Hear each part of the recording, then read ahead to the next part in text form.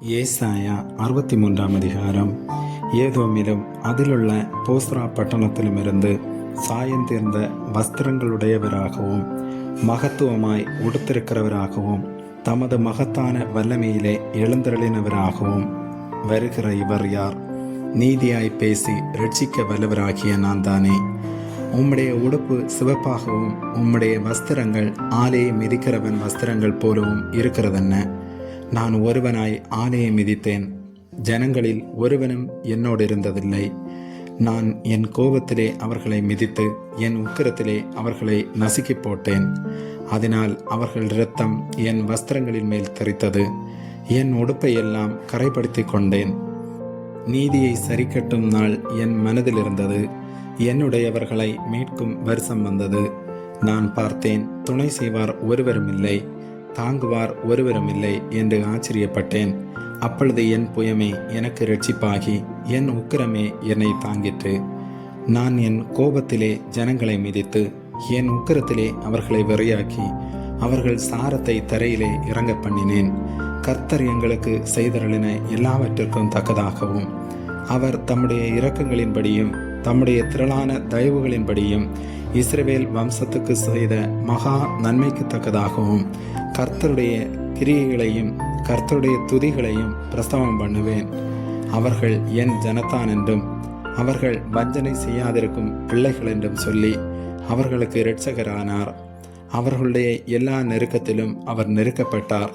அவருடைய சமூகத்தின் தூதனானவர் அவர்களை இரட்சித்தார்.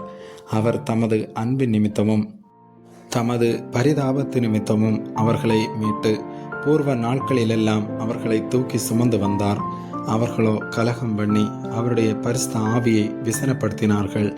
அதனால் அவர் அவர்களுக்கு சத்ருவாய் மாறி அவரே அவர்களுக்கு விரோதமாய் யுத்தம் பண்ணினார். ஆகிலும் அவர் பூர்வ நாட்களையும் மோசேயையும் தம்முடைய ஜனத்தையும் நினைவு கூர்ந்தார். ஆனாலும் அவர்களையும் தமது மந்தையின் மேய்ப்பனையும் சமுத்திரத்திலிருந்து ஏற பண்ணினவர் இப்பொழுது எங்கே?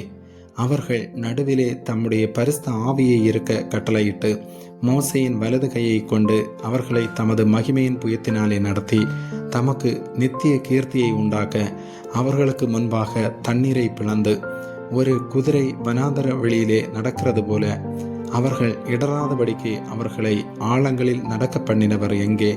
கர்த்தருடைய ஆவியானவர் அவர்களை பள்ளத்தாக்கிலே போய் இறங்குகிற மிருக ஜீவன்களைப் போல இளைப்பாற பண்ணினார்.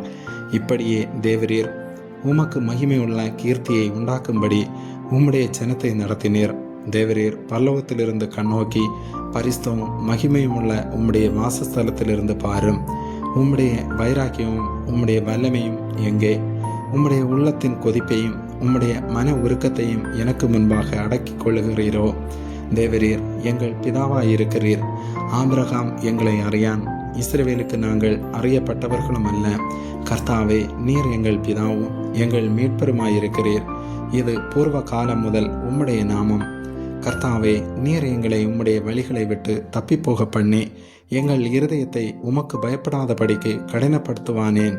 உம்முடைய ஊழியக்காரன் நிமித்தமும் உம்முடைய சுதந்திரமான கோத்திரங்களின் நிமித்தமும் திரும்பியறலாம். பரிசுத்தமுள்ள உமது ஜனங்கள் கொஞ்ச காலம் மாத்திரம் அதை சுதந்திரித்தார்கள். எங்கள் சத்துருக்கள் உம்முடைய பரிசுத்த ஸ்தலத்தை மிதித்து போட்டார்கள். நாங்களே உம்முடையவர்கள், அவர்களை ஒரு பொழுதும் நீர் ஆண்டதில்லை. அவர்களுக்கு உமது நாமம் தரிக்கப்பட்டதும் இல்லை. ஆமீன்.